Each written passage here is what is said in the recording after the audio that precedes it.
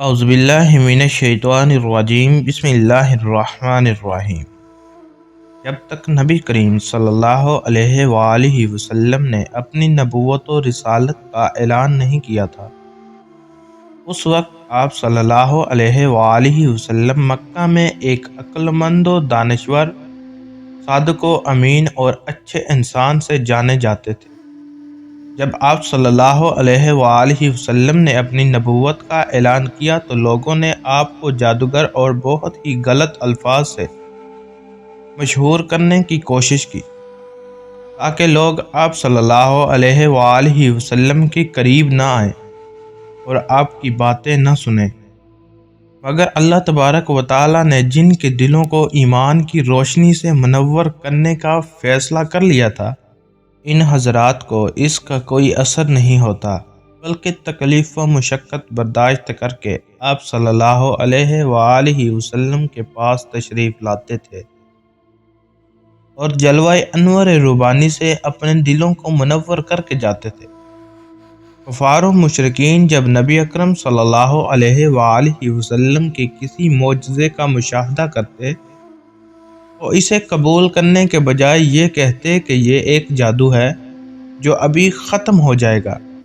اللہ تبارک و تعالیٰ کا ارشاد ہے، اگر کوئی معجزہ دیکھتے ہیں تو ٹال دیتے ہیں اور کہتے ہیں کہ یہ جادو ہے جو ابھی ختم ہوا جاتا ہے، یعنی یہ جادو کا اثر ہے جو دیر تک نہیں چلا کرتا، خود ہی گزر جائے گا اور ختم ہو جائے گا۔ ناظرین، سر زمین مکہ کا ایک مشہور ولید نامی کافر تھا جو حضور اکرم صلی اللہ علیہ وآلہ وسلم کا بہت بڑا دشمن تھا۔ وہ آپ صلی اللہ علیہ وآلہ وسلم کو تکلیف دینے کا کوئی بھی موقع ہاتھ سے نہ جانے دیتا تھا۔ ولید ایک امیر ترین تاجر تھا۔ اس نے اپنے گھر میں ہی سونے کا ایک بہت بڑا بت بنا کر رکھا تھا جس کی وہ دل و جان سے عبادت کرتا تھا۔ ایک دن وہ بت کی پوجا کرنے میں مصروف تھا کہ اچانک سونے کا بت باتیں کرنے لگا جس کی وہ پوجا کیا کرتا تھا۔ اس بت نے ولید سے کہا، اے میرے ماننے والے، مجھ پر یقین کرنے والے، سن لے، حضرت محمد صلی اللہ علیہ وآلہ وسلم کا دین سچا نہیں ہے۔ حضرت محمد صلی اللہ علیہ وآلہ وسلم پر کبھی بھی ایمان نہ لانا، محمد صلی اللہ علیہ وآلہ وسلم کے رسول ہونے کی کوئی بھی تصدیق نہ کرنا۔ بت کو بولتے ہوئے دیکھ کر ولید کی خوشی کی انتہا نہ رہی۔ اس نے اپنے ارد گرد رہنے والے کافروں کو اکٹھا کیا اور کہا کہ دیکھو میرا خدا کیا بول رہا ہے۔ جب سارے کافر اکٹھے ہو کر ولید کے بت کے پاس گئے تو انہوں نے بھی بت کی منہ سے وہی الفاظ سنے جو ولید نے سنے تھے۔ دوسرے دن پورے علاقے میں یہ بات عام پھیل گئی۔ سب لوگ آتے اور اس بت کے منہ سے یہ بہودہ الفاظ سن کر چلے جاتے۔ ایک دن انہوں نے رسول اکرم صلی اللہ علیہ وآلہ وسلم کو بھی دعوت دی، اے محمد صلی اللہ علیہ وآلہ وسلم، دیکھو ہمارا خدا سچا ہے جو یہ دعویٰ کر رہا ہے۔ انہوں نے بھی نبی کریم صلی اللہ علیہ وآلہ وسلم کو تشریف لانے کو کہا۔ جب نبی کریم صلی اللہ علیہ وآلہ وسلم اس بت کے پاس تشریف لائے تو آپ صلی اللہ علیہ وآلہ وسلم کو دعوت دی گئی تو ولید نے چلاکی سے سارے مکہ والوں کو بھی ایک میدان میں اکٹھا کیا تاکہ آج بت کے منہ سے یہ الفاظ سب سن لیں، اور پھر محمد صلی اللہ علیہ وآلہ وسلم پر جو ایمان لائے ہیں وہ بھی دوبارہ سے ہمارے خداؤں کو پوچھنے لگ جائیں۔ لوگ میدان میں کھڑے ولید کے بت کے منہ سے مشرکانہ الفاظ سننے کے لیے بےتاب کھڑے تھے۔ جب بت نے رسول اکرم صلی اللہ علیہ وآلہ وسلم کو دیکھا تو اس نے نبی کریم صلی اللہ علیہ وآلہ وسلم کی طرف اشارہ کرتے ہوئے کہا، اے لوگوں، یہ حضرت محمد صلی اللہ علیہ وآلہ وسلم ہیں۔ یہ اللہ تبارک و تعالیٰ کے آخری نبی ہیں، ان کا دین سچا ہے۔ قرآن پاک اللہ کی آخری کتاب ہے۔ میری ان باتوں سے کبھی بھی انکار مت کرنا۔ اگر تم ان باتوں سے انکار کرو گے تو تمہارے لیے اللہ نے جہنم میں سخت عذاب تیار کر رکھا ہے۔ اگر تم دنیا اور آخرت میں کامیاب ہونا چاہتے ہو تو نبی کریم صلی اللہ علیہ وآلہ وسلم کے دین پر ایمان لے آؤ، خدا اور ان کے رسول کو راضی کر لو تو تم دنیا اور آخرت میں کامیاب ٹھہرو گے۔ ایک کافروں بتوں پر یقین کرنے والوں، تمہارے سارے بت تم کو گمراہ کر رہے ہیں۔ اگر تم نے انہی بتوں کی پوجا کی تو تم سارے کافر مزید گمراہ ہو جاؤ گے، اور مرنے کے بعد تمہارا ٹھکانہ جہنم کی سخت آگ ہوگی۔ جب ولید نے اپنے بت کے منہ سے یہ الفاظ سنے تو اس نے شرم کے مارے سر جھکا لیا۔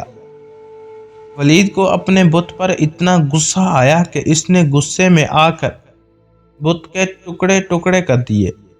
حضور نبی کریم صلی اللہ علیہ وآلہ وسلم نے اس میدان سے واپس جا رہے تھے کہ نبی کریم صلی اللہ علیہ وآلہ وسلم کی نظر ایک گھوڑا سوار پر پڑی جو بڑی تیزی کے ساتھ ہاتھ میں خون سے تر تلوار لیے نبی کریم صلی اللہ علیہ وآلہ وسلم کی طرف بڑھ رہا تھا۔ جب وہ نبی کریم صلی اللہ علیہ وآلہ وسلم کے پاس آیا تو اس نے آپ صلی اللہ علیہ وآلہ وسلم کو سلام کیا۔ پیارے آقا صلی اللہ علیہ وآلہ وسلم نے سلام کا جواب دیا اور دریافت کیا کہ تم کون ہو؟ اس شخص نے جواب دیا، اے محمد صلی اللہ علیہ وآلہ وسلم، میں ایک مسلمان جن ہوں، میں آپ پر یقین رکھتا ہوں، مجھے موہین بن علابر کے نام سے پکارا جاتا ہے، میں جبل طور میں رہائش پذیر ہوں، میں کسی کام کے لیے دوسرے علاقے میں گیا ہوا تھا، میں آج کافی دنوں کے بعد گھر واپس آیا ہوں تو میں نے دیکھا کہ میرے گھر والے کافی اداس بیٹھے رو رہے ہیں۔ میں نے ان سب سے رونے کی وجہ دریافت کی تو انہوں نے جواب دیا کہ ایک شیطان ولید کافر کے بت میں حاضر ہوا ہے اور اس نے نبی کریم صلی اللہ علیہ وآلہ وسلم کے بارے میں بیہودہ الفاظ کہے۔ وہ شیطان آج پھر اس بت میں حاضر ہونے کے لیے آ رہا ہے جو کہ نبی کریم صلی اللہ علیہ وآلہ وسلم کے بارے میں نعوذ باللہ غلط الفاظ بولنے والا ہے۔ جب میں نے گھر والوں سے یہ الفاظ سنے تو مجھ سے برداشت نہیں ہوا، میں نے اسی شیطان کو راستے ہی میں روک کر قتل کر دیا اور اس بت میں داخل ہو کر آپ صلی اللہ علیہ وآلہ وسلم کے سچے نبی ہونے کی گواہی دی۔ اب جو کچھ بولا گیا ہے یہ میں نے ہی بولا تھا۔ مسلمان جن کی یہ بات سن کر حضور نبی کریم صلی اللہ علیہ وآلہ وسلم بہت خوش ہوئے اور اس جن کے لیے اللہ پاک سے مغفرت کی دعا کی۔ حضرت ابوذر غفاری رضی اللہ تعالی عنہ اپنے بھائی انیس کی زیارت مکہ اور اللہ کے رسول صلی اللہ علیہ وآلہ وسلم سے ملاقات کی کہانی بیان کرتے ہوئے فرماتے ہیں کہ میں نے انیس سے پوچھا، تم نے مکہ میں کیا کیا؟ انہوں نے جواب دیا کہ میں نے مکہ میں ایک ایسے شخص محمد صلی اللہ علیہ وآلہ وسلم سے ملاقات کی جو تمہارے دین پر ہے، ایسے اس بات کا یقین ہے کہ اللہ نے اسے رسول بنا کر بھیجا ہے۔ میں نے پوچھا، ان کے بارے میں لوگوں کا کیا خیال ہے؟ انہوں نے فرمایا کہ لوگ کہتے ہیں کہ وہ شاعر، کاہن اور ساحر ہے، جبکہ انیس خود ایک شاعر تھے۔ انیس نے کہا کہ میں نے کاہنوں کی بات سنی ہے مگر ان کا کلام کاہنوں کی بات جیسا نہیں ہے۔ میں نے ان کے کلام کو شہروں کے بحروں پر رکھا تو وہ کسی زبان پر میرے بعد نہیں جڑے گا شعر کی طرح۔ خدا کی قسم وہ سچا ہے اور لوگ جھوٹے ہیں۔ نبی کریم صلی اللہ علیہ وآلہ وسلم جیسا قابل و لائق انسان جس نے کبھی کسی غیر مناسب کام کا ارتکاب نہیں کیا، لوگوں کے ساتھ شب و ستم سے بات نہیں کی اور کسی بڑے اور چھوٹے کے احترام میں کوئی کسر نہیں چھوڑی، مگر اعلان نبوت کے بعد کفار نے انہیں مجنون اور دیوانہ کہنا شروع کر دیا۔ حقیقت یہ ہے کہ جس نے اس عظیم معلم انسانیت، رہبر راشد و ہدایت اور عقل مند و دانش کے مینار کو مجنون اور دیوانہ کہا، وہ خود مجنون، پاگل، دیوانہ اور سرکش ہے۔ روایات میں ہے کہ زمادر رضی اللہ تعالیٰ عنہ مکہ مکرمہ آئے۔ ان کا تعلق قبیلہ زرد سنوا سے تھا۔ وہ جنوں اور آصب وغیرہ کا جھاڑ پونچھ کرتے تھے۔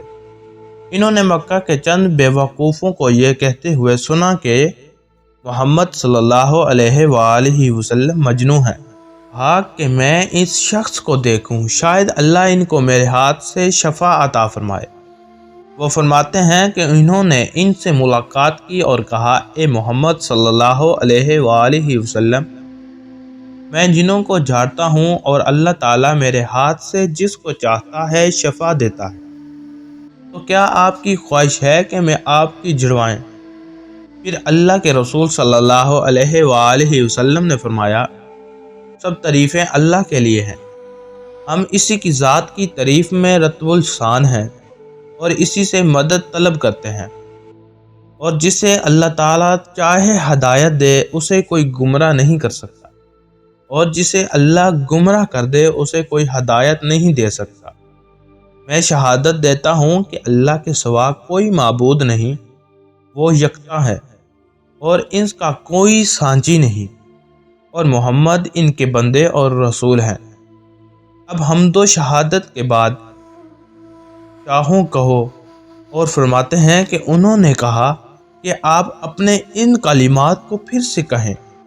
چنانچہ رسول اللہ صلی اللہ علیہ وآلہ وسلم نے انہی کلمات کو 3 بار ان کے سامنے دہرایا۔ راوی کہتے ہیں کہ انہوں نے فرمایا، میں نے کہانوں کی باتوں، جادوگروں کے اقوال اور شاعروں کے اشعار سنے ہیں، مگر میں نے آپ کے ان کلمات کے مثل نہیں سنا۔ یہ کلمات تو درائے بلاغت کی تہ تک پہنچ گئے ہیں۔ پھر زماد نے کہا کہ اپنا ہاتھ لائیں، میں اسلام کی بیعت کرتا ہوں۔ وہ فرماتے ہیں کہ پھر انہوں نے بیعت کی۔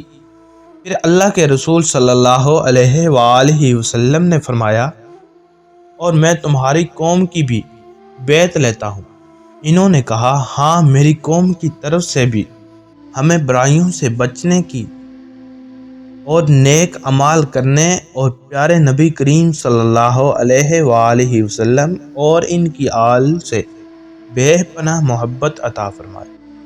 آمین یا رب العالمین۔ تو کیسی لگی ہماری ویڈیو کمنٹس کر کے لازمی بتائیں، اور اس طرح کی ویڈیو دیکھنے کے لیے ہمارے Shiraz T V YouTube channel کو لازمی سبسکرائب کر لیں۔ جزاک اللہ۔